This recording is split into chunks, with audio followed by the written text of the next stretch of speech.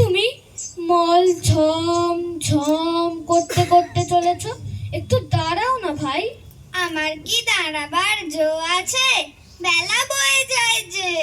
তোমারও আর এখানে দাঁড়াতে ইচ্ছা করছে না, আমারও আর এখানে বসে থাকতে ইচ্ছা করছে না। তোমাকে দেখে আমার মনে হয় যেন সকাল বেলার তারা। তোমার কি হয়েছে বলো তো? আমি জানি নে, কবিরাজ আমাকে বাইরে বেরোতে বারণ করেছে। আহা, তবে বেরিও না। কবিরাজের কথা মেনে চলতে হয়, দুরন্তপনা করতে নেই, তাহলে লোকে দুষ্টু বলবে। বাইরের দিকে তাকালে তোমার মন ছটফট করছে, আমি এই তোমার আধখানা দরজা বন্ধ করে দিই। না না, বন্ধ করো না। আমার এইখানে আর সব বন্ধ, কেবল এইটুকুই খোলা।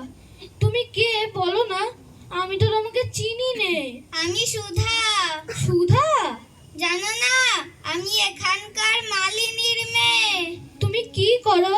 সাজি ভরে ফুল তুলে নিয়ে এসে মালা গাঁথি। এখন ফুল তুলতে চলেছি। ফুল তুলতে চলেছো? তাই তোমার পা দুটি এমন খুশি হয়ে উঠেছে। যতই চলেছ মল বাজছে ঝম ঝম ঝম। আমিও যদি তোমার সাথে যেতে পারতুম, তাহলে উঁচু ডালে যেখানে দেখা যায় না, সেখান থেকে আমি তোমাকে ফুল পেড়ে দিতুম। তাই বই কি, ফুলের খবর আমার চেয়ে তুমি নাকি বেশি জানো? জানি, আমি খুব জানি। আমি সার ভাই চম্পার খবর জানি। আমার মনে হয় যদি আমাকে সবাই ছেড়ে দেয়, আমি চলে যেতে পারি খুব ঘন বনের মধ্যে, যেখানে রাস্তা খুঁজে পাওয়া যায় না।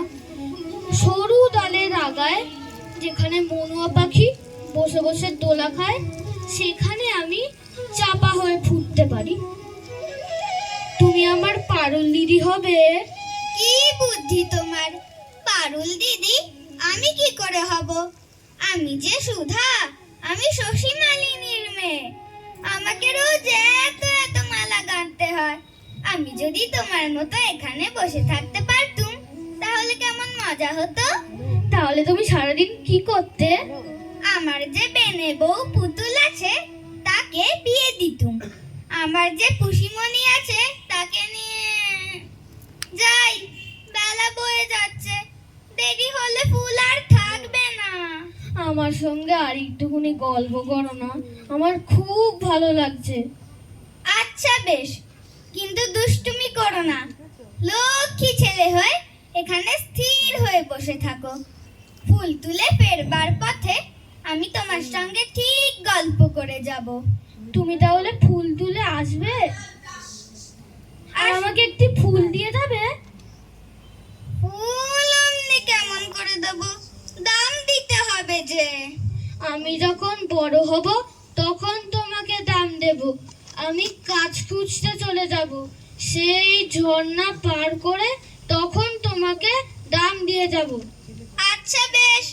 তুমি তাহলে ফুল তুলে আসবে? আসবো। আসবে? আসবো। আমাকে ভুলে যাবে না? আমার নাম অমল, মনে থাকবে তো?